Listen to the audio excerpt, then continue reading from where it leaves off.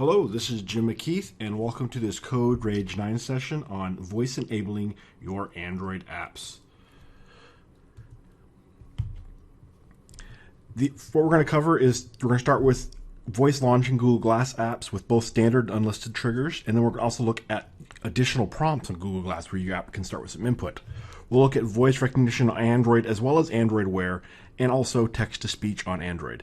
If you caught my skill sprint on this topic, we're going to have some overlap. We're also going to take it a little bit further as we're going to look at using voice recognition for navigation as well.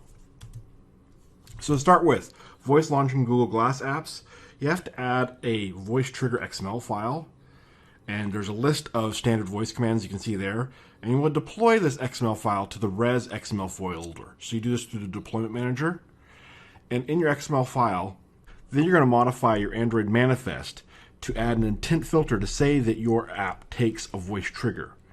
And then you specify metadata pointing to your voice trigger file. So if your voice trigger file is called myvoicetrigger.xml, then you will say Android resource equals at xml/myvoicetrigger without the .xml. Okay? So if you're doing a custom glass voice trigger, you need to also add a permission for development. So custom glass voice triggers are only for use in in-house or ad hoc deployment. You can't deploy these through the Google Glass App Store distribution. So this allows you to use any arbitrary text for voice triggers instead of the preset list that Google provides. Now, if you have a good reason that you want to use this particular trigger, you can actually submit it to Google and they can add it to the list. And what that does allows them to do some pre-modeling ahead of time to make sure it works well offline. Now, if you want to do an additional prompt for additional input, you can do that as well by adding an input prompt to the voice trigger. So the default voice trigger is to just say trigger command equals and then whatever it's going to be. So the default one for taking a note is take_a note. So that's what you'd use to take a note. Now, if you were to do a custom one, you could modify that to anything, and I'll show you an example of that. But if you want to do an additional prompt, that's where we see here where it says input prompt equals what shall I say? And what that's going to do is after the user says, okay, Glass, take a note, it's going to then pop up and say, what shall I say? And this gives the user an opportunity to provide some dictation for input that comes to your app. And so this happens before your app is launched. It's capturing this additional input and passes it to your app.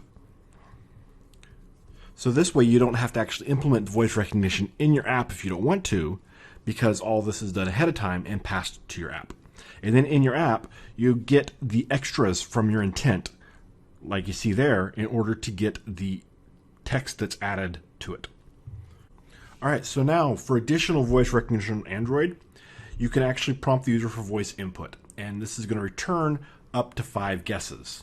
Now, it's guesses because it's doing its best to guess what it is you're saying. It actually works offline as well and only returns 1 guess in that case. And what I've done is I've created a reusable component, which I'll tell you a little bit about in a second. So that you see there, this is the prompt that comes up to prompt you for input on your Android tablet or Android phone. So you need to have the record audio and internet permissions. So record audio is obvious because it's opening the microphone to record the audio of your voice. But that recording is then taken and sent to Google servers. And then the server processes that audio, uses the context of your sentence to select what words best make sense. So for example, if you say, I read a book, then read probably means read as in past tense of read a book, not red as the color. So that's some of the ways it is able to decipher that. Also, if you want to add punctuation, you have to pronounce that. So you'd say period at the end of a sentence, or comma, exclamation mark, question mark, etc. So the voice recognition works on Android phones and tablets, also works on Google Glass and Android Wear. It doesn't work on iOS. Now, the component right now is only implemented for Android, but iOS doesn't provide a voice recognition API. There's a third-party one, politepix.com/openears. This is seems to be the recommended one. So it's conceivable we could implement a component that talked to this API that then would work possibly across platforms. So it's not something I haven't implemented yet, but who knows? Stay tuned. Maybe I or somebody else will implement that in the future. So I've created a T speech recognition component. It has three properties. Language, which defaults to EN-US for English US. I've heard reports this works with other languages, but other people have used it. I believe you have to have those languages installed on your phone to be able to do that. So experiment with that as you see fit. You can also specify a prompt. The prompt is what's going to appear on the little dialog that says that's prompting the user for input. So you can tell them what you want them to say or what kind of information you're looking for. And then always guesses is one feature I just added. And this comes down to the ability that I've given it the option to listen for specific things. So what that means is the method you can call listen, and this will just return 1 to 5 guesses, however many guesses it guesses for what it was you said. But you can also say listen for, and listen for you can pass an array of inputs you would like to hear. So these could be words or phrases or whatever that you're looking for. And then it will then tell you which one of those phrases it got back. Okay, so now if you say always guesses is true, then on recognition and on recognition EX will always fire. So on recognition is going to be the default, the first guess, the best guess. On recognition EX will give you up to 5 guesses. My experience has been if you're online, you always get 5. If you're offline, you only get 1. And then on command is going to return which of the listen for possibilities that you provided was the one that was heard. So if always guesses is true, then on recognition EX fire even when you say listen for. If always guesses is false, then listen for only results in on command being fired. If none of the items in your list is fired, on command fires with no value coming through to it. Okay, so now let's talk about text to speech on Android. This converts your text to spoken word. This is actually based on, is actually a reusable component I created based on Jeff Overcast's translations. He did most of the hard work. I just wrapped it into a nice, easy to use component. If you look in the code, though, it shows an example of handling Java listener events, which could be useful in other places when you're wanting to respond to Java listeners. So this text to speech works on Android phones and tablets as well as Google Glass. It doesn't work on Android Wear, and the reason is Android Wear doesn't have a speaker, so you can't have it talking to you. It'd be nice if it did, but unfortunately it doesn't. iOS support is possible, but it's not implemented. And again, these components are just for Android, but this same sort of functionality is possible on iOS. So using the Android TTS component, you drop the component down, and in your code, you just call speak and pass in a string of what you want it to say, and it will say that string. It does a pretty good job, and it sounds pretty good. So a note about iOS, both voice recognition and text-to-speech. iOS does not expose voice recognition APIs. Like I said, there is third-party ones available, so it's possible you could wrap that and call that, but it hasn't been done yet that I know of. I haven't done it.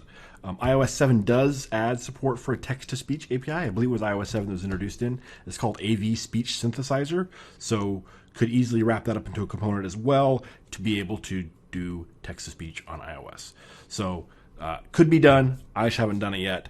Maybe in the future I or somebody else will. Stay tuned. Okay, now let's do a demonstration on voice recognition and text-to-speech across a few different Android devices. So let's start with making a Google Glass voice trigger app. So we have a multi-device app we've created, and we want to make it launch with a voice trigger on Google Glass. So we start with making a change in our Android manifest template file. So once you've compiled your app for Android once, then this template file will show up there, and then I add it to my project just to make it easy to get to. You come here, there's an optional change right here, is if you want to use unlisted voice commands. So these are non-standard voice triggers. If you want to use one of those, then you can use this development permission. Now, you can't use this if you want to distribute through the App Store, but if you want to do ad hoc distribution or in-house distribution, this is totally fine. Or maybe you're just waiting for your voice trigger to be approved by Google and added to the list. Okay, so this is optional if you want to use a non-standard one. Then the required changes are first, in the intent filter section here, we need to add this right here, where we're just saying that we respond to a voice trigger. This is how we tell the OS that we want to be launched by a voice trigger. The second change right here is the metadata for that voice trigger. Okay, and the value is @XML/ and then the name of our XML file that has our voice trigger in it. So in this case, our XML file is called voicetrigger.xml. Okay, So whatever your XML file is called, that's what you want to put here without the extension. So our XML file can actually be in a few different forms. This is probably the most common or recommended form, we could say, is where we're going to use command equals and then a constant. And this is constant represents one of the approved voice triggers from Google. Okay, so if you're not wanting to use an approved voice trigger from Google, if you're using a development trigger, then instead of saying command, you say keyword equals and then whatever arbitrary text you want to use here. Okay, so take a note is on the list of approved voice triggers. This is the constant value for take a note. So in this case, it happens to be the same. But if you're wanting to use arbitrary value, then you say keyword equals and then whatever you want to say here. You can say Baba black sheep, whatever. Okay. And then if you want to prompt for additional input, so this is after your app is launching, but before the user actually enters your app, you can have it prompt for text that is then passed to your app. You say input prompt equals, and then this is what is displayed to the user. Okay, so this can be whatever you want to display here at this point. So we're going to say take a note, and then when they go to take a note, we're going to say, what do you want the note to say? And then that's where the user would then provide that. Now, this voice trigger.xml needs to be added to your deployment. So come in here to Android, all configurations for Android, and right here's our voice trigger XML file, and it needs to go into the res XML folder. Okay. If it's not here, you'll get an error from the, I believe, linker will say, whoa, this file doesn't exist where it's supposed to be because the Android manifest tells it to look for it in that XML folder. So res XML file name. Res XML file name. Okay? Without the extension in the manifest. Once you've done that, then we can get the value of the additional prompt. Now, if you're not using the additional prompt, if you're just launching your app and not doing the prompt, then you can skip this part here. But if you're doing the prompt for additional input, this is the code that you use in order to get that additional input that the user provides. So you just say you need to access the intent that comes in that launches your application, shared activity, get the intent. And then you get the bundle from the intent, which is the extras bundle. And then you look for the extra results in there. And then you get that value. And in this case, I'm just going to add it to a list box. Okay. So you could roll this up some more if you didn't want to have all the error checking, but this is the way I like to do it. I think it makes it a little easier to follow if it's broken up in multiple lines, but ends up looking like a lot of code. So let's go ahead and run this on Google Glass so we can see it in action. Now, I'm going to be giving the voice prompts to the app, so you're going to have to just follow along and pay attention. Okay, Glass. Take a note with CPP trigger. And here is where I am prompted for the additional input, which, like I said, this is optional, and you could leave this step off. So it did okay on that. Recognition there. And launches my app. And displayed it. Now, I only had it in a list box, and so it's not word wrapped here, so you can't necessarily read all the text, but you can see it says, and here is where I am prompted for the additional, and it goes on to say input, et cetera, et cetera, et cetera. So there we go. That's how you create a Google Glass app that, first of all, launches with a voice trigger, and then second of all, prompts for additional input. So this is my speech recognizer demo application. And this uses these components here. I have the speech recognition component and the Android text-to-speech component. I'll probably rename these, or actually I thought about even combining these in the future, but for right now, they're two separate components, and those are the names. I'll give you a link to download the code at the end, and you can install this package here, which contains those components. So to use these, they're pretty straightforward to use. There are no properties on the text-to-speech component. It just does text-to-speech. In the future, I might be able to expose some properties, maybe for example, language or such. And then the speech recognition, you specify the language. I've only tried this with English US, but I've heard it works with other languages if you have those languages available on your phone. Then also you have a prompt. This is the prompt that's displayed to the user for whether or not the user, or what the user sees when they're doing the text-to-speech. There's a little dialogue pops up, and you'll see it says speak now in that dialog prompt. And then always guesses, this is used in the command mode, which I'll show you in the next demo. So we won't talk about that for now. But the events that fire, we have on recognition and on recognition EX. On recognition is going to give you the best guess. So it just gives you one guess, and it says this is the best guess for what the user said.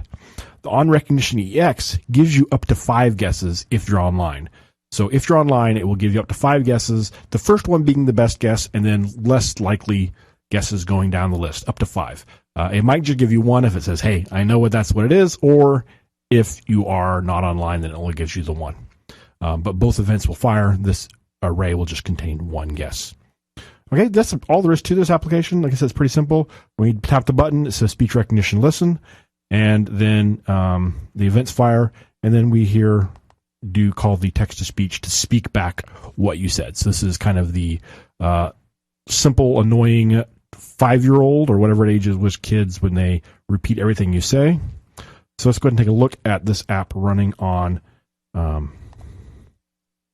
my Nexus 5. That a little bit in size so you can see more on the screen. Okay, so here's the app running on my Nexus 5. I'm going to go ahead and tap to talk. When I tap the listen button, hello world. So we see here all the different options we got. So hello world, this was the best guess. It's actually, in this case, it adds both to the list. So this is the first one, the best guess is added, and then these 5 are the other guesses. Now this and this are always going to be the same in this particular instance because I'm adding both to the list. But if I didn't add this one to the list box and only added this one to the list box, then you'll see that once. So let's go ahead and do something a little more complicated. Embarcadero Rad Studio XE5 is the best tool for Android application development. Embarcadero Rad Studio XE5 is the best tool for Android application development. Did really good there. So the 5th one actually has the capitalization on XE5 correct, although the spacing is wrong, but still pretty good. C++ Builder XE5 is my favorite Android development tool.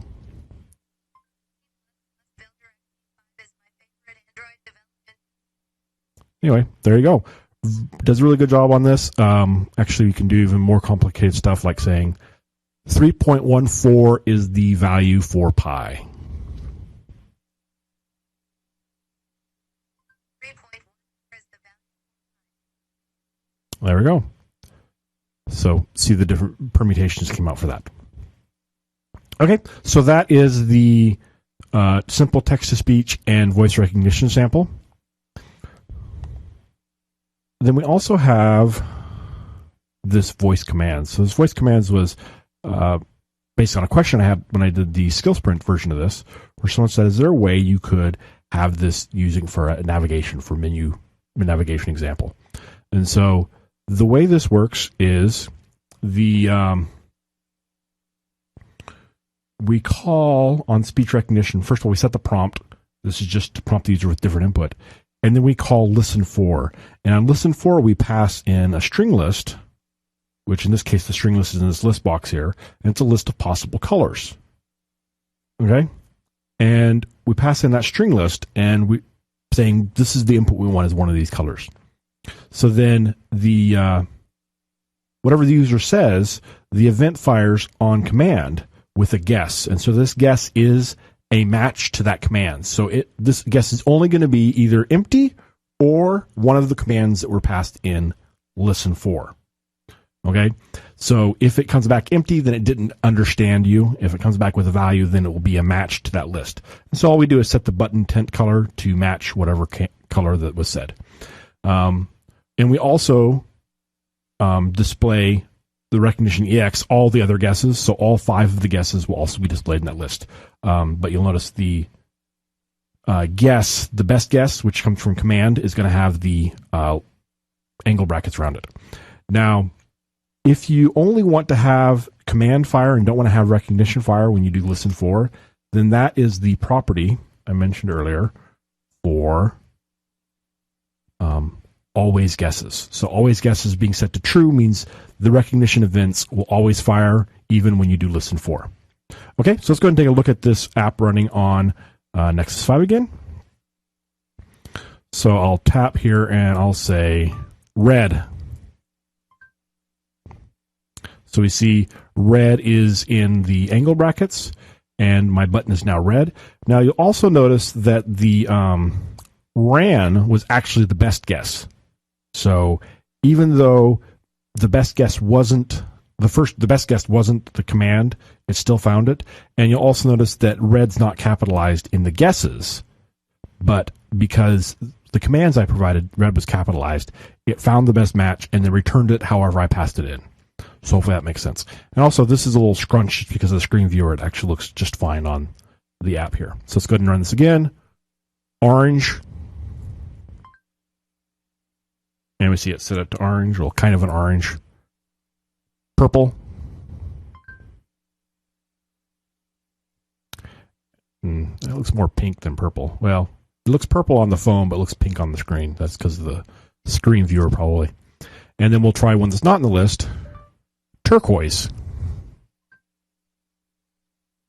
So we'll see the command came back empty, but it did recognize what I said. It said as turquoise. So anyway, that's how you could deal with this is empty, and you could look at the response and say, oh, wait, I know what to do with turquoise. It's just not my list of commands, and deal with it anyway.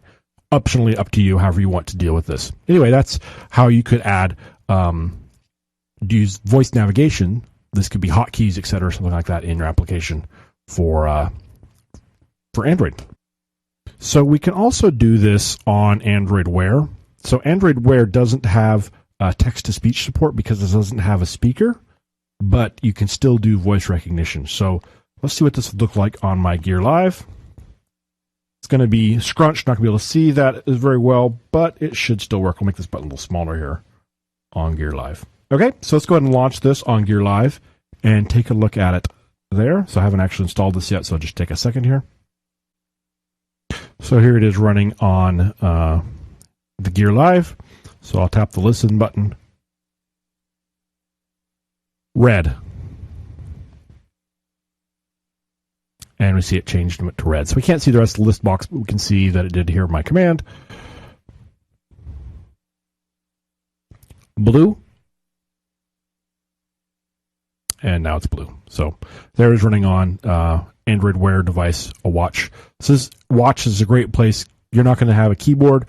Glass and watch are both great places to use voice input because you don't have a keyboard provided to you. Now, you could use app tethering and tether your app between the watch and your mobile device and use mobile device and the keyboard and mobile device in order to the text input. But otherwise, text or voice recognition is the best way to go. Okay, so summary, we looked at how to use voice to launch Google Glass apps. We also looked at additional voice prompts in Google Glass with voice input, and voice recognition on Android in general, and text-to-speech on Android. For more information, you can check out the Google Glass sample. There's the path to there. It's installed with your XE7 installation. And also check out the doc wiki for documentation on that example. The documentation only covers the Delphi version of the sample, but there is both a Delphi and C++ version of that sample. You can get a list of the Google Glass supported commands there, the Glass voice triggers. And then I have two blog posts. The first one is my original blog post from when I did the skill sprint. The second one is this blog post specific to this CodeRage session that's going to go cover the commands as well, the command recognition. And now, if you're here for the live CodeRage session, we're going to do live Q&A. So there's a few questions here on the Android voice enabling your app. It says, why is this Android specific? I thought if I wrote code once, I could compile it on iOS and Android. So you can compile all your code on iOS or Android, but the limitation is that if you're calling an API that's specific to one platform or another, then your code would become specific to that platform. And so at that point, you can use compiler directives. Now, everything I'm showing you here is Android-specific APIs. iOS does not have a voice recognition API built into the OS. So there is not an iOS equivalent of that. iOS does have a text-to-speech API, though, that came out in one of the recent versions of iOS. I'm not sure exactly which version it was, but it was fairly recently. And so you could wrap that API on iOS and the API on Android and then have one component that could call both those APIs depending if you're on iOS or Android. And actually Windows and OS X also have a text-to-speech API. So you could write a component that could work across all 4 platforms for text-to-speech, and you could write your application once and compile it and run everywhere. But for voice recognition, the only place that has one built into the OS that I'm aware of is Android. The OpenEars PolitePix is a library that's available for iOS by a third party to do text or voice recognition. They only provide iOS binaries. So they actually give you binaries that you would include in your application in order to use their service and do the voice recognition. Since they don't provide an Android version, you would either have to rewrite that on Android or create a facade so that you're able to call either API, the Android API or the PolitePix OpenEars API on iOS in order to do voice recognition across platforms. So, yeah, OpenEars PolitePix that I mentioned is only available for iOS. They do not have Android support as of this time. So the question is, can you create an app where you can tell it to use the camera and then take a picture on command? Yes, you could do that. The code I'm showing you, you would have to tell it to keep listening. So you'd keep, if it doesn't hear something, listen again, etc., until it hears the command to take a photo, launch the camera, or whatever it is you decide to have it do. If I remember correctly, there is an Android API to have it keep listening without having to keep launching the listen event. Just look into the API headers that are included in that download as well. Is there something like this for Win apps? Yes, Windows and OS X have voice or text-to-speech, as does iOS, I mentioned earlier. I think Windows does have a voice recognition API as well, but I'm not positive. I haven't seen any examples using that. I know that they have that feature built into OS, as does the other OSs, but I'm not sure if it's exposed as an API. It probably is on Windows. If I remember correctly, there was a CodeRage a few years ago that showed examples of at least doing text-to-speech on Windows from Delphi. So you can go back and check that CodeRage out, find out how to do text-to-speech. And actually it was pointed out that Chant, which is at chant.net, has a speech kit library that you can use to do speech-based solutions on Windows. So check that out from chant.net/product/speech-kit for speech recognition. Yeah, speech recognition on Windows. So there you go. Right there. That's a great solution for Windows.